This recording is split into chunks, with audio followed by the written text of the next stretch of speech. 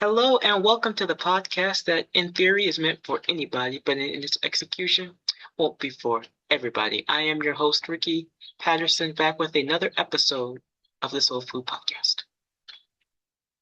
Now, I know I've been gone for a minute, y'all. I've been trying to make it, trying to make do. I will tell you that episode three is out now. Go ahead and take a listen to that. It is the precursor for this one, giving context on the relationship that Israel and the United States have. Today, we're going to talk about the United States, Israel, and Iran all at once. And I believe that this is a very timely piece given what is going on with. There's a lot of discussion around the United States military and the Israeli military becoming more tied than what is current, as well as this existing memorandum of understanding, which is not going according to plan. Imagine that. So rather than going through the entire lace 'em up piece and going through the fresh kicks piece, I want to go ahead and get into our main story today and get right into getting our steps in because I've got a lot to cover and I'm going to do my best to lay the foundation of the history of the relationship between Iran and the United States. So I just want to say this is a crash course, okay? There is a lot more detail than what I can go into. As always, I do link my sources, and that is meant as an entry point for you to do your research into these things so that you can kind of understand what's going on. So, as we know, armed conflict, unchecked murder is taking place in Iran. There is some version of a ceasefire that's existing, and it gets violated. Just like there's a ceasefire between Israel and Palestine, which gets violated every single day. Anyway, let's start talking about American and Iranian relations, okay? So I'm going to go with the modern start, which is around 1953. So pre-1953, Iran has the very popular, democratically elected prime minister. If I try to pronounce this name, if you see me looking over here, that's what my script is, okay? It's a one-man show, doing the best I can. Mohammed Mossadegh is elected, and of course, the global north is not a fan of the prime minister. Part of the reason being, in 1953, we see that the once British-owned oil company is now being nationalized, which means less money for Britain. It was called the Anglo-Persian Oil Company. And so, in retaliation to this nationalization, Britain and the United States stage a coup, and this ousts the prime minister. And then, in the place of the prime minister, comes the Shah, Mohammed Pahlavi. Now, it's important to remember that today Iran is what is known as an Islamic Republic. But before they were an Islamic Republic, they were a monarchy, and the Shah is like a king, a monarch figurehead. So the Shah decides that the United States and Britain and France will get 40% of ownership of this oil company for the next 25 years. If you can add 54 plus 25, you get 79. And if you're a history buff, you know what happened in 1979. Stay tuned. So fast forward 1957, and President Dwight D. Eisenhower starts helping Iran build this nuclear program. There's been a lot of conversation around Iran's nuclear program today, almost 70 years later. But 69 years ago, the United States helped Iran get their nuclear program off the ground. Iran received their nuclear education from the United States, as well as their first reactors and enriched uranium. So again, we helped them get their nuclear program off the ground. Now, 1960, the Organization of Petroleum Exporting Countries, also known as OPEC, is created to stop the very, I would say, compared to today's standards, small, but it was still an existing oil monopoly that the global northern powers had. And so OPEC was made up of countries like Venezuela, a current U.S. enemy, Saudi Arabia, a current U.S. ally these days, and as well as Iran, to make a counter to the existing global northern monopoly. As this happens, there is a shift in power that's noticeable, and OPEC gets more power, and so now you see a tenuous relationship between Iran and the United States.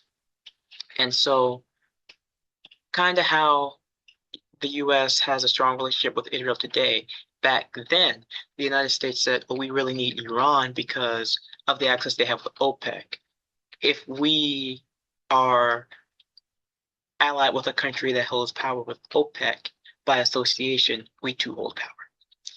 So in 1972, President Richard Nixon goes to Iran and pretty much is like, hey, we, United States, need you to keep doing our bidding over here. Are you willing to do that? And the Shah's like, sure. And as a thank you, the United States allows, how benevolent, allows Iran to buy non-nuclear weapons. So you can buy whatever you want, just make sure it's not nuclear. Even though at this point in time, like 15 years ago, we had helped you start being nuclear, we don't want you being nuclear now. So 1973, much like today, history is very much just a circle at this point. There is an oil crisis, energy crisis that starts in the 70s. And so oil prices are on the rise because of the Arab-Israeli war that's taking place. If you're asking which one exactly, this leads to oil prices going up across the globe. And actually, an oil embargo is placed on the United States. And the U.S. ain't liking when people play money games with them, and they're on the receiving end of the tongue lashing rather than the administration of tongue lashing. While all this happens, while this embargo is on the United States, Iran is able to profit off this and thus start purchasing high-tech weapons that the U.S. doesn't want them to purchase. So this is happening in 1973. There's a shift going on. And as I said earlier, if you could add 1954 plus 25, you'll get 1979. And here we are in 1979. So in 1979, the Shah is gone. The Shah flees, very, very unpopular. Remember, there was a prime minister people liked, people elected, and the US and Britain didn't like having to pay more money and get less money. So they decided for Iran, oh, you don't get this leader, you get the Shah. So 25 years of anger and rage boils over. So the Shah flees. While gone, goes to the US because he had a little piece of the cancer and needed to get the piece of the cancer gone. In the Shah's absence comes the Ayatollah or Supreme Leader, the first one, Khomeini, and that's where the shift goes from monarchy to Islamic Republic that Iran is today.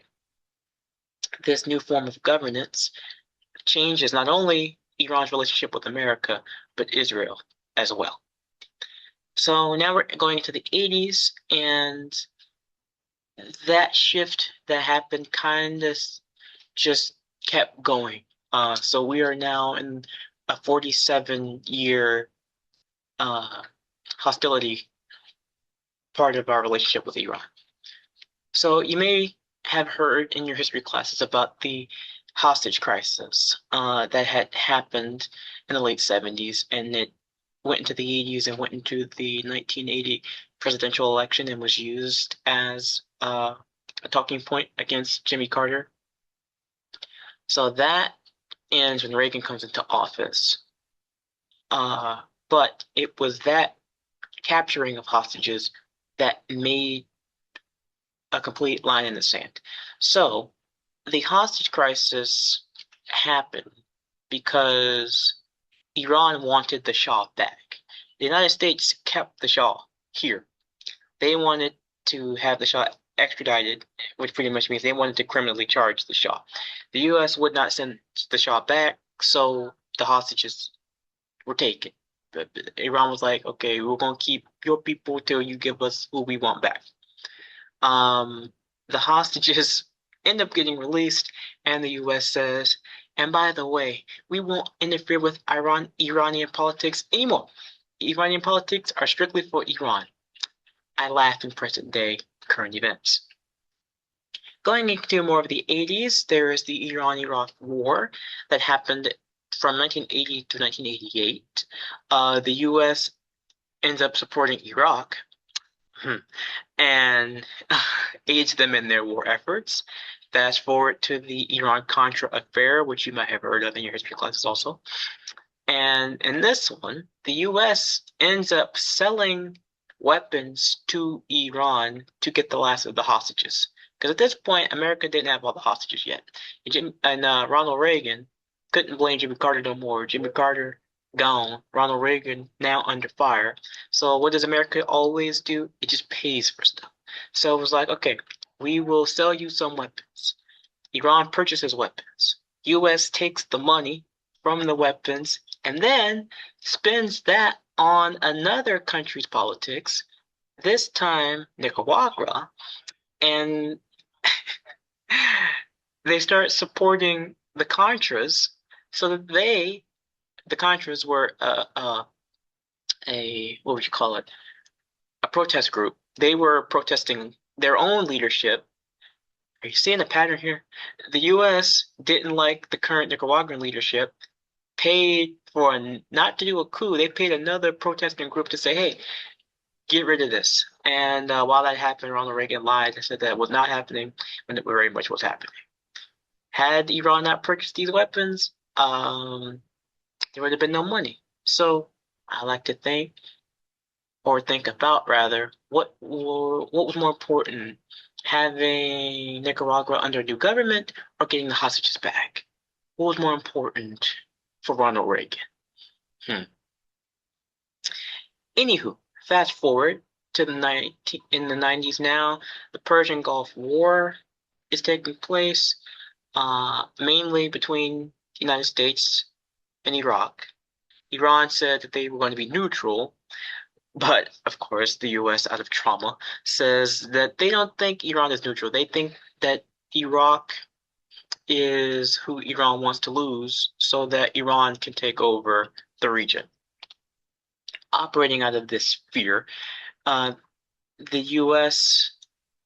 decides to start increasing sanctions on Iran throughout the 90s, and then there was a bit of a decrease in the late 90s into the year 2000 under Bill Clinton.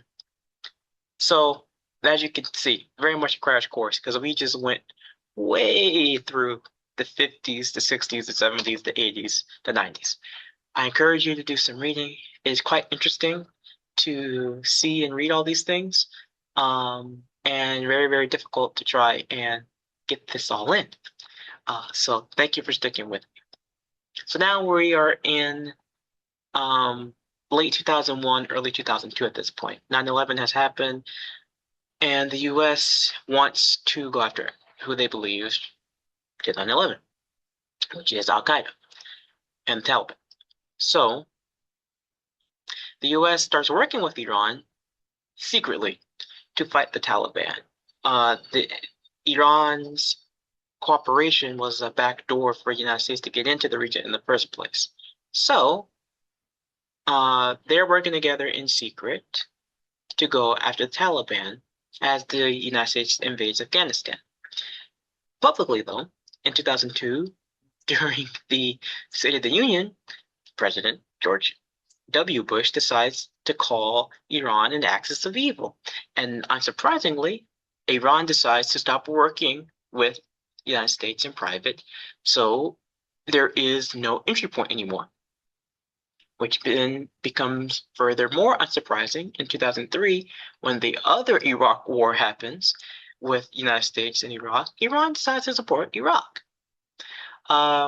So then in 2006, we see a shift, and this was the first time in a long time that an Iranian leader had sent a U.S. president a letter trying to ease some tension. At this point, there is a lot of concern around around Iran having a mobilizing nuclear program and the enrichment of its uranium.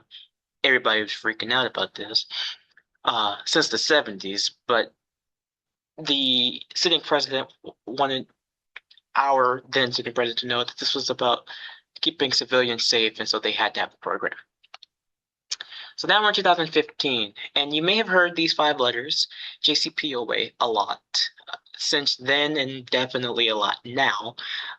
It is short for the Joint Comprehensive Plan of Understanding that was crafted by the US, Russia, China, France, Germany, the UK, and the EU, and Iran itself. And it was an agreement to halt the furthering of Iran's nuclear program, and the incentive, again, would be money. There were a lot of sanctions placed on Iran because of its enriching of uranium. So the kickback was supposed to be less sanctions if you really, really drastically slow down your program. Everybody was in agreement. Everybody was happy. During Trump 1, a lot of people were upset because Donald Trump pulled out of the JCPOA because he wanted to increase the sanctions. So rather than focusing on the lack of uranium enrichment part, he focused on, but we're not getting a lot of money anymore, and the JCPOA is blocking us from getting the money. So when the JCPOA was torn up, the production of uranium's enrichment in Iran also went up. Is anybody surprised by this? No. So that's 2018. During Trump's first term after that, he failed to replace the JCPOA with something concrete. Joe Biden spent his entire term trying to come up with something similar. Also failed. They really couldn't get any negotiations going of any sort, especially when it came to nuclear. So now we are at the halfway point of Biden 1 at this point of the timeline. And I really want to look at what happened on October 7th, 2023. On that day, Hamas, of course, launched its most recent attack on Israel. And Hamas is a group backed by Iran. And so all the hostility that the United States felt toward Hamas, they also felt all the hostility with Iran as well. And so this diplomacy, soft power, as they like to call it, that was in some form of existence, very much not anymore after that. And then, of course, last summer, Iran and its nuclear sites were attacked by the besties who go together real bad. They go together so bad, thicker than the Snicker, are Israel and the United States. And so together they tag team back again. And then fast forward to February 28th, 2026. And that is when the unchecked murder began. And in the dead of night, the United States decided to bomb Iran. And so we went from coup to favorable leader, which meant more money for the U.S., to favorable leader becoming unfavorable with his own party, which meant a whole shift in philosophy and governance, which therefore meant less money, to then the U.S. decided they did need Iran, but they didn't, but then they did again, to then saying, we don't need you, but we need you to listen to us and what we say, to then say, okay, well, you're not listening well enough, let's bomb you. Anybody got any questions?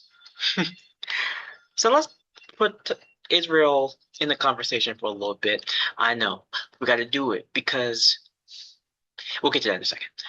So before the Shah, Iran wanted Palestine to remain intact. They did not want there to be a division. Rather, what they wanted was Palestine to be it. And then within Palestine, there'd be an Arab and Jewish subdivision. Obviously, we know what ended up happening. But that's what Iran wanted before the Shah. And then under the prime minister, remember who everyone elected people like, ties were cut with Israel when the British oil company became nationalized. Then this was done because Israel had connections with Britain. if you go back to episode 3, I touch on Britain's involvement and Britain's connection with Israel. So the prime minister actually wanted the Arab nations that were in the region to be closer together. And this would, in the prime minister's mind, weaken the British hold on the oil industry. But then the coup happens, the Shah comes in, and the Shah just repairs relationships with Israel. So, under the Shah, Iran becomes the second most Muslim majority country behind Turkey to recognize the Israeli state, and Iran then becomes an oil provider for Israel and Europe. And the militaries of Iran and Israel were working together. Keep that in mind that that's how Israel likes to do its business with its allies. Just merge the militaries. Okay, so Iran is working with Israel so that Iran can look favorable under the eyes of the US. Israel was working with Iran because the West Asian region, by and large, was anti-Zionist and anti-Israel. And so Israel said, the friend of my friend gonna have to be my friend, at least for today. So then when the first supreme leader comes in and the shift happens from monarchy to republic, you then see the labeling of Israel as Little Satan, and the US was called Great Satan. I love that. That's what he called it. And the relations between Iran and Israel, no more. And the embassy in Tehran, that was an Israeli embassy, becomes a Palestinian embassy. And so you see a shift in Arab allegiance. I love alliteration. You see that shift happen when that shift got enunciate. You see that shift happen when this first supreme leader comes in. And so when conflict happened between Israel and Palestine, it became an Islamic Arab issue. And so Iran decided to start helping out because it was, again, an Arab allegiance. And so the Arab nations allied with the global north were put on notice when this was happening because of like, who you gonna be with, pick a side, stay on it. And so at this point, the allies Iran had, Syria, Lebanon, Yemen, and Iraq, dicey, became adversaries of Israel. And so the two nations have been at odds for decades, and the main point of contention, besides the shifting in allegiance, has been the, say it with me now, nuclear program. So now what? Pay attention to the news, looking at this armed conflict and unchecked murder. Consider the source as you read that and what their personal interests or the interests of the company may be. The Strait of Hormuz, depending on who you ask, is open, closed. It's closed to the US, definitely, which means that two things are going to be very, very expensive: oil and fertilizer. There's actually going to be an oil and fertilizer shortage, which means that prices of everything is going to go up because the US refuses to invest in renewable energy sources like nuclear energy. So everything's going to go up. But the most direct thing you'll see go up are food and gas prices, which were already going up because of the tariffs. So it's a fun time. And then, like I said, because oil, you need that for everything, for the gas that fuels the trucks that ship our stuff to stores and you can buy stuff you like. Well, because the driver of the truck had to pay more for gas to drive your stuff to the store, you're going to have to offset that cost by paying more for stuff that you like, more than you did a year or 2 years ago. Now, me, I ain't really mad at Iran. I'm mad at Israel and the US because, like I said, they go together real bad. They thicker than a snicker, okay? They love each other. And they tried to Venezuela this whole thing. And I hate that you can use Venezuela as an adjective or verb, depending how you look at it. However, Iran defended itself. Israel. Iran defended itself, and it has a right to defend itself, and it has a right to make people mad and hold people who instigated this accountable. So that's me. Uh, I'm mad that this happened because this is not normal. It's become normal that for some reason our legislators, just recently, this week, would not vote to stop sending Israel as much money as we sent. They receive more foreign aid from the US than any other country. It's ridiculous. And I don't understand why we keep fighting on their behalf. I don't understand why our government just likes it this way. I have no under I have well, I do understand. I covered that in episode 3. But just conceptually versus emotionally. Emotionally, I just don't understand why that is the most pressing thing on the American mind is what does Israel need? I hate that Israel gets the right to defend itself, which is really just genocide. But then when Iran defends itself, it's oh they're terrorists. Uh, I I I'm just irked. So for me, it's while it's easy to get mad because prices are high, we should also be mad because innocent people have had to die because the world is run by incompetent, power hungry, money hungry, old white men. Thank you, colonialism. Now, to get a little bit of good news in our system, lemonade stands in Michigan are protected. Could you believe that the babies, the children, were expected to pay fees to run their lemonade stands?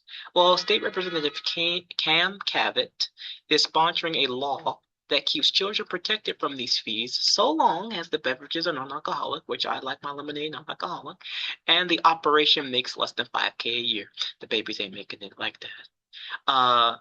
This bill's going to go to the Michigan Senate for a vote. Other states have passed similar legislations to protect the babies from these fees.